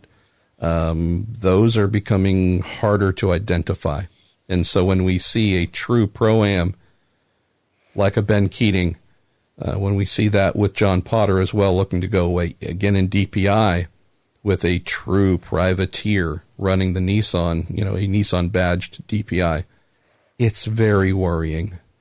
And so as we start to lose these true bona fide Pro-Am setups, Graham, I would say IMSA really does need to think about how it grows itself, because I don't know when we return next season to close here if we're going to be staring at any class that has truly grown in full season entries. We know GT Le Mans is going to be down. We fear DPI could be down if homes are not found for the Nissans. I know that I wrote a story saying that Mazda's working on hoping to have a privateer, a car supplied to a privateer. So who knows? Maybe that'll be a wash. We don't know if all the other cars are going to be back, but growth is not something I've heard about. Actual full season number coming up. P2, we don't know. We might have growth, but we're currently looking at 2 full time. So unless it's 5 or 6, any growth is going to be nominal. And then GTD as well. There's a real concern about whether that number is going to come up. So might not see drastic changes here, Brother Goodwin, but I would say for those who like looking at trends, this should not be something where IMSA waits a few more years to see the data and possibly see a year-by-year minor tick downwards to then say, oh, maybe we have a problem. They need to treat the off-season of 2019 like they have a problem. It's a fair point, well made. And you've answered, actually, with that point around the potential third Mazda. The final question I was going to point us in the direction of there. How long we got, MP? We got about 14, 15 minutes. Do you want to serve me up a couple from the general questions or the fun questions? I think we just flirt between in a very catty way and don't even call out which one we're in. We are just going to answer with abandon and fun, hopefully. Just got to decide which one I'm going to start with here. Here we go. Let's throw some stones. From Pop Cycles, Mark Urban. SRO has no fans and no proper TV coverage. It's on CBS SN in the U.S., but that's normally an extra pay channel. Who would want to sponsor a car with no return? Do you want to answer that, or you want me to? Right, I'll have a crack at it. This is obviously a US point. So, number one, they do have, outside of the USA at least, I can't comment on what they've got in the USA, an excellent streaming package on YouTube for just about everything they do. We are still a little bit old world, I'm afraid, in North America with the way in which some of those TV deals actually run. And I'm afraid you're stuck with that for the time being. Those deals are still done in North America in a way in which they probably aren't, for the most part, done elsewhere. It's one of the reasons why, for instance, I can actually watch IMSA TV online with no breaks, etc., etc. You can't, which does seem to be a little bit anachronistic. It's certainly true to say that a fair amount of SRO's racing does not attract the viewer numbers that you might expect that it does. It's not for the want of the quality of the pictures that are being put out. I have, for quite some time, been of the opinion that pure GT3 racing is not the audience draw that people perceive it to be. But I think the point being made here, MP, is more to do with the way in which the product is presented on track and off track in North America. Look, it's a pickle, isn't it? There's not all the money in the world to get the very best TV coverage for every single piece of racing out there. There is high quality racing and high quality events around the world that feature GT3, and for that matter GT3 and GT4 cars together, but not every race can be a classic. I think you've used the word pickle at least 3 times, so have I? Yeah, I don't. Not necessarily that answer, but this episode. So, like we said, it's a pickle triple. Well, it's a pripple. I don't know what it is, but since we set a maximum 3 usage BOP standard, I think we've reached our pickles citation. I won't say no more pickles from me. All right, let's. Should I just say? I shouldn't. Well, no. Yeah, I will. So one of the funnier emojis that one can send back and forth to folks via text is the purple eggplant emoji. And I also know that that's often used as some sort of sexual thing as well. I'll just mention for no particular reason, because I guess I thought of pickle and then it migrated to eggplant. I've had fun of late in responding to folks, all male, I will say, and I believe all straight. I mean, some might be gay, I don't know, but regardless, I've just had fun lately in responding to some of them by doing nothing more than just responding with the eggplant emoji. It's been really fun just to see their responses, often very awkward. So just saying, if you're a little bored at home and just really want to see how your friends react to things that they probably didn't expect from you, there's an answer. Let's go to our man Justin J_Trock_71. Through the years of reporting, I'm sure there have been quite a few instances of teams/drivers/owners being furious about something you reported. Who do you recall being the most angry about something like this, and can you describe the scenario? I mean, we should have opened the show with this, because we would not have answered a single WEC, IMSA, or other question, because we'd still be giving stories. Okay, I'll give you 2. I won't mention the manufacturer for one of them, but I will tell you the person who did the second one. The first one was a manufacturer, where their first appearance of their much vaunted car, and numbers of them in its first race, ended up with a number of them crashing out in dramatic circumstances in what was then heavy rain. I had a reporter at the circuit. That reporter reported exactly what he saw and offered the opinions of some of the people involved as to why. I got a massively furious response from a manufacturer representative on the Monday following when they returned from that race. We distilled that down to a very gentlemanly level. I went in, had a cup of coffee with them, told them exactly what we did, exactly what they should be doing. And I can just tell you that I've had a very professional relationship with them and have helped them since then. That is some 5, 6, 7 years ago. Fury, once you explain your point of view, can be turned around to a positive, and in that case was, and they became extremely successful with the evolution of that and the successor car for it. Second one was actually me popping into the just before the podium for a British GT race, where I went to congratulate a driver on a podium position in what had been a very, very hard-fought race, and was surprised to find myself gripped by the throat for literally just wishing them well after a race well done, as it were. Gripped by the throat and lifted off my feet by said Jones twin. Wow. Can't remember whether or not Yes, indeed, by either David or Godfrey. You can tell them apart now because one of them had a part of their nose bitten off by their dog. But it was a moment. Those two gentlemen did have something of a reputation, still do. And all I can tell you was I'm not impressed by bullies very much. So don't think I wrote another word in praise of them and the rest of their careers after that one. And I'm pleased to be telling the increasing numbers of Weekend Sports Car listeners what objection little shits they were. Wow.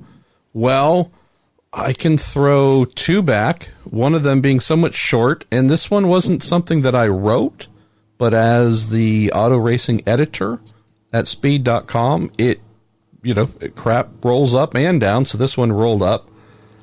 This would have been maybe the 2010, 9 or 10, 12 Hours of Sebring.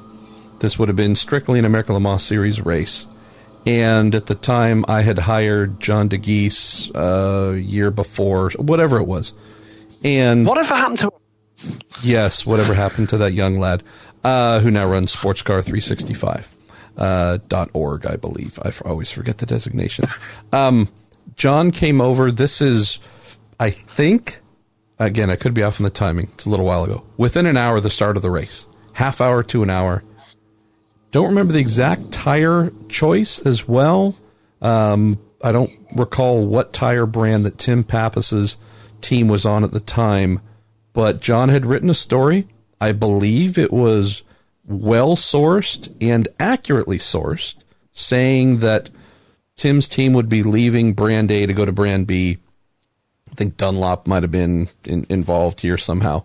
But John had spoken with, I believe, Tim, gotten a quote, something along those lines. Again, I apologize. I'm a little bit fuzzy on it. Again, this is truly, I'm trying to run out the door to go shoot the start kind of thing.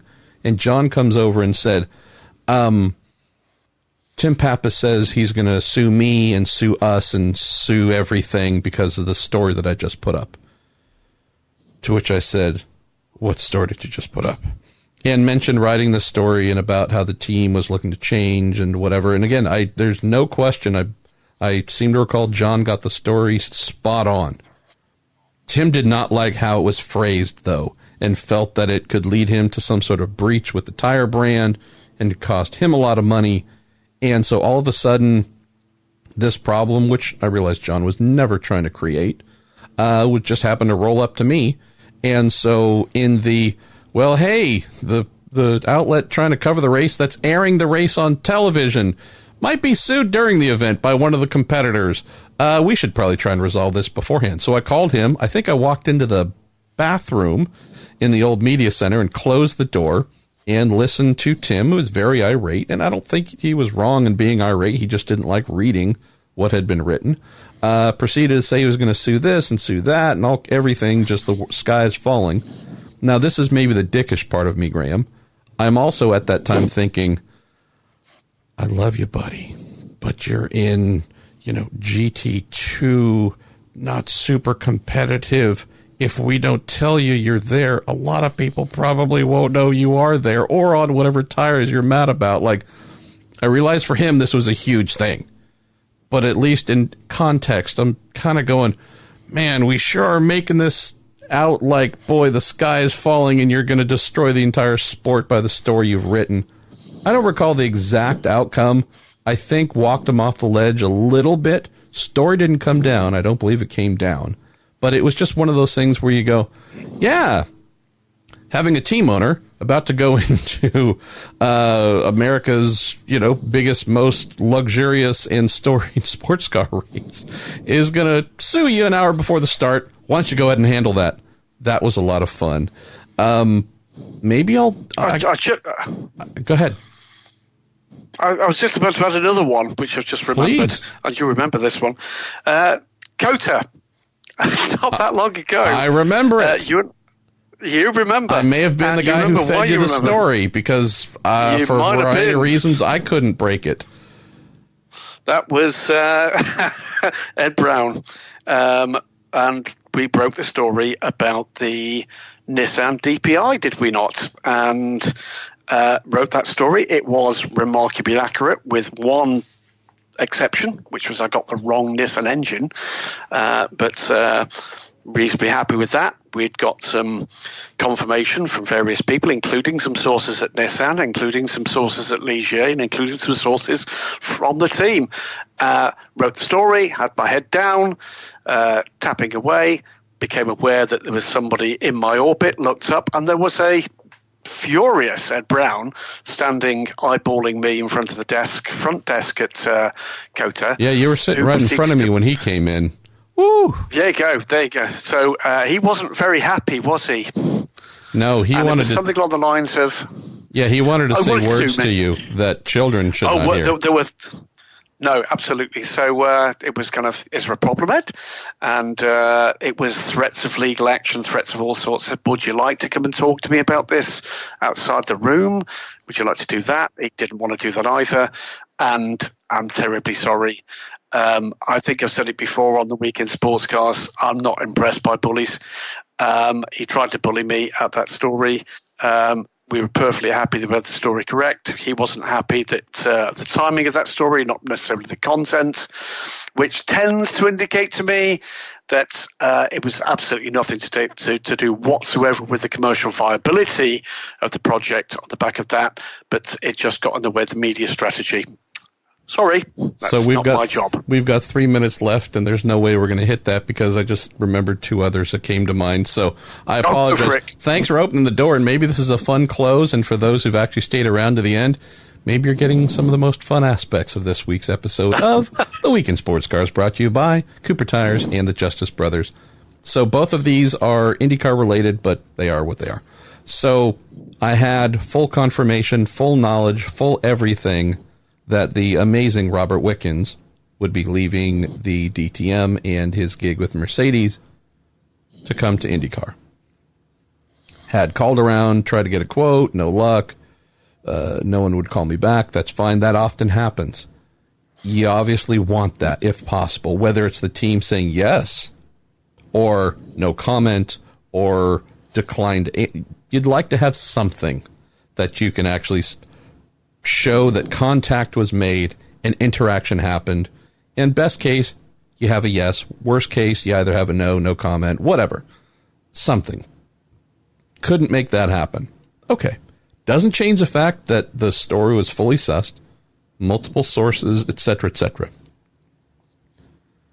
Got a hurried call after trying to make contact and everyone saying no. And I don't remember exactly how the chain of events went, Graham, but I had told a friend, hey, yeah, we're going to be publishing this, expecting that to stay between us.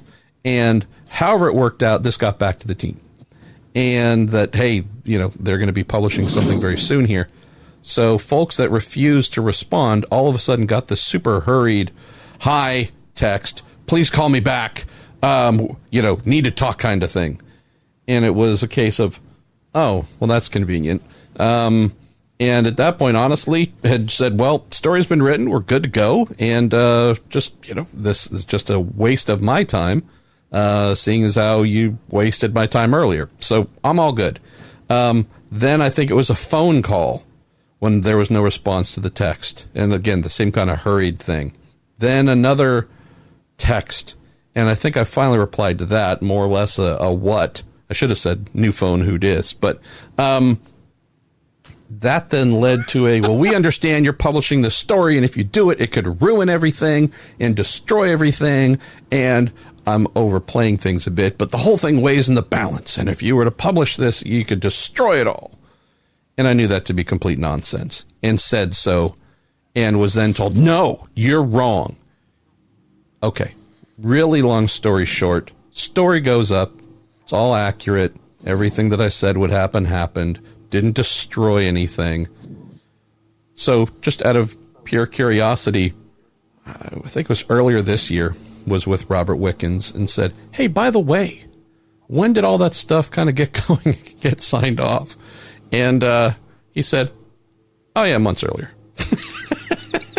Oh, yeah. No, this is done way before. This is way. And I'm like, I knew it. I'm glad I trusted my gut. But the one, why don't we close on this unless you want to throw in another one? I've mentioned this one, Graham, I think I mentioned it on my season 1 Dinner with Racers appearance. And I mentioned that the owner, founder, inheritor of the Indianapolis Motor Speedway, Tony George, the heir, person who also founded the Vision racing team that his stepson, Ed Carpenter, drove for, that's now become Ed Carpenter Racing and such, mentioned that back in the day, early in my reporting career, when I was just starting to dip into IndyCar, having actually started out in sports cars, wrote a season preview for the 2019 season. And I brought a little bit of humor to it. Maybe it wasn't received well. I could have been an a-hole about it. I don't know. It doesn't still live on the internet, so I can't reread it. Everything went away when Speed.com did. But I basically said Ed Carpenter, who's an amazing race car driver, but an oval specialist, that's his background, knows almost nothing about road courses, retired from road courses years ago, and said, no, I'm just going to do the ovals from now on. Well, in the 2009 season, Graham, Ed was still driving driving road courses. And so I think in my season preview for the team, being a little bit cheeky, referred to him as oval only Ed, had mentioned that of the whatever number, 90 plus, however many road course races he'd done, 0 wins, 0 anything. And again, he's trying his best to learn a new discipline, but it wasn't happening. So all of this struck Tony George, the most powerful man in open wheel racing, who happens to own the team, in a very bad way. So to my bosses at Speed, the following letter was forwarded, and I've never read the letter. I've mentioned that it existed, but it just came to mind, and I'm going to include this in my autobiography one day that will never get written. But why not just uncork this here? So it's a little bit of a read, but let me just do it because it's great. And I'll also mention when he wrote this, my mother had been believed to be dead for 14 years. We later found out that she was alive, but when we did, she actually died soon after that. So anyways, just sharing you here on a little bit of the tone from Tony George, tgeorge at thewebsite.com. Marshall, I just read your season preview as part of the media clips that gets circulated by the series regarding your assessment of Vision Racing, its personnel, both past and present, and its to-date performance over 4 years plus 1 race. It's absolutely clear to me how totally clueless you are. It amazes me how people like you, who own a computer, apparently the only requirement of Speed.com, can get a job as a journalist. If you truly followed the progress of this particular team, you would draw a completely different conclusion. The fact that it is underfunded is not an excuse, but I would put up our performance against all the teams outside the, quote, big 3 over the last 4 years, and that includes the transition teams from Champ Car. With regard to Ed Carpenter in particular, count the number of road courses the IndyCar Series has had since 2005. Add 1 Indy Lights race and 2 Daytona 24s, and you will arrive at the total number of road races he's participated in his life.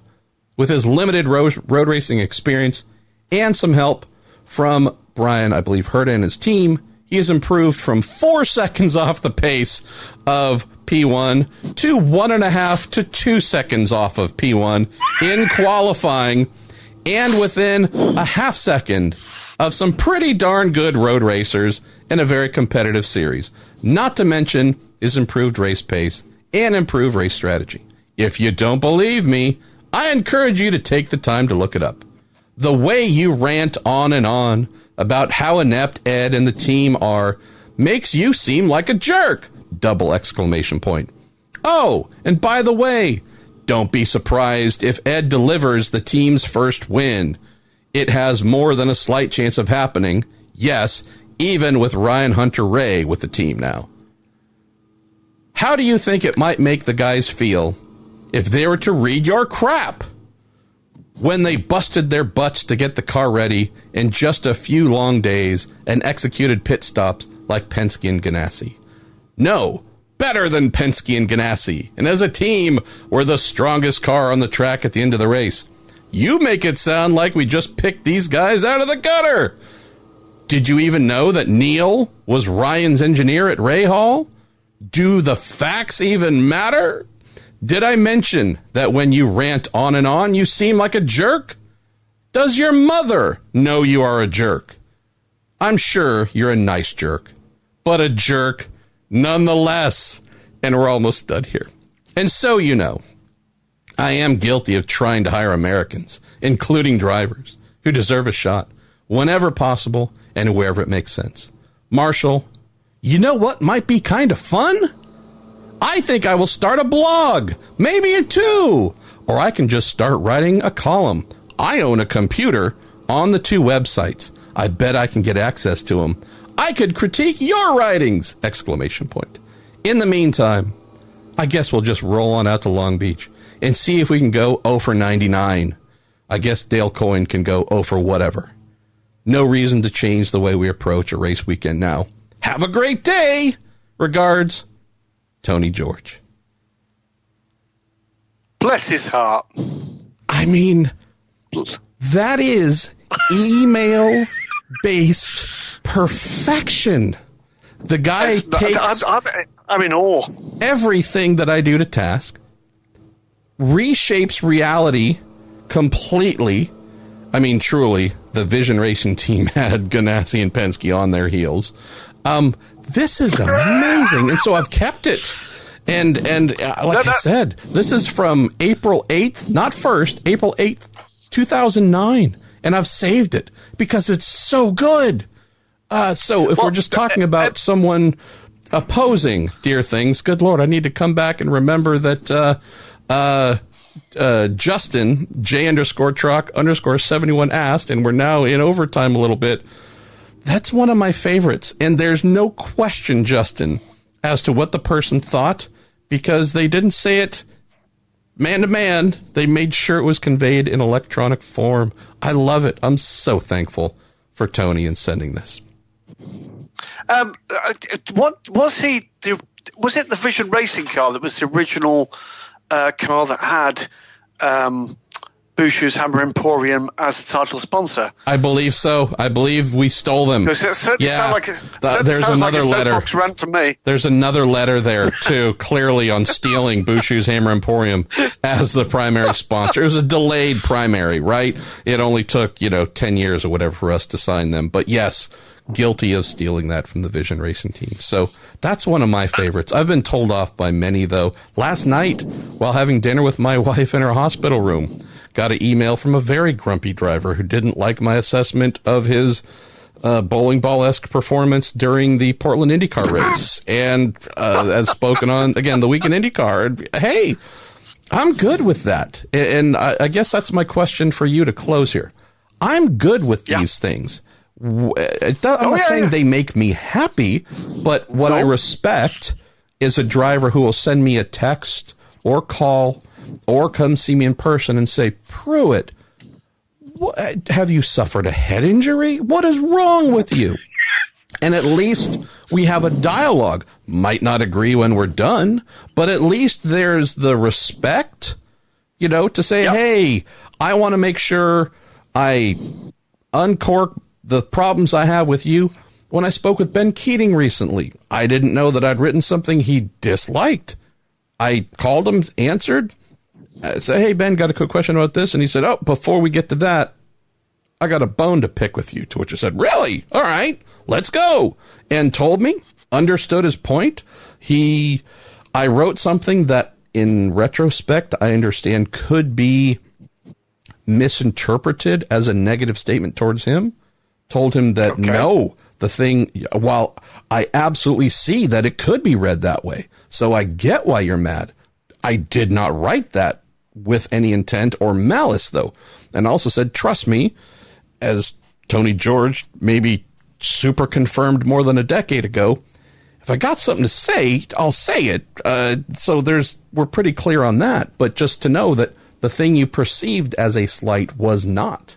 And so I really appreciate that, and the fact that a driver, owner, whomever will care enough about the relationship to say, hey, you made me mad, let's talk it out, or help me to understand how you got to this, idiot.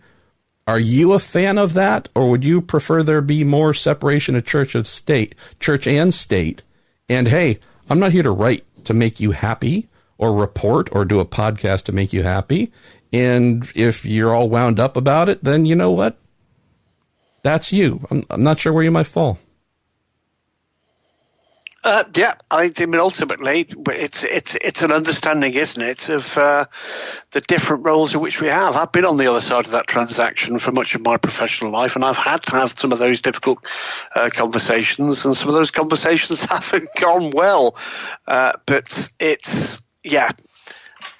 I'd much rather have those conversations. And oddly enough, one of the latest ones I've had was with Ben Keating when we wrote the story about the Ford at Le Mans, and caught up with Ben. He'd only just got to terms with the fact that the story was out and it wasn't, within his comfort zone, but he was an absolute gent about it. I think we're about at the end, aren't we? We are. Before we finish, it's not been a great weekend, the last weekend for motorsport. We did lose a young man at Spa-Francorchamps. It's not in our bailiwick of either IndyCar or sports cars, but one, the family, Antoine Hubert. And I have to say I was somewhat affected by my encounter the following morning with Pierre Fillon, the president of the ACO, who informed me, I didn't know, that Antoine had been a previous winner of the 24 Hours of Karting and had worked for the ACO, I believe, as an instructor. I think it always does good to remember the tragedy in these cases, particularly a very, very talented young man, and to also remember somebody who's been, I'm not saying forgotten, but somewhat sidelined in this, Juan Manuel Correa, who is currently, fighting with major injuries as results of his part of that incident. I don't like to bring a downer to this show because we are here to inform and entertain, but it does let us remember just for a moment that this is a dangerous sport, and we have further reminders of that over the weekend with the injuries we saw for Alexandre Coigny, for Jack Manchester, and for Mike Gouache in the European Le Mans Series. And thankfully they're all going to be injuries they get over. Sadly, Antoine Hubert is not going to be that lucky. I'm going to leave you with this. Let's remember their efforts. Let's remember how tough this is. Let's remember this is a very dangerous sport, and excellence truly is something we should actually relish and take pleasure from every single day that we're watching it.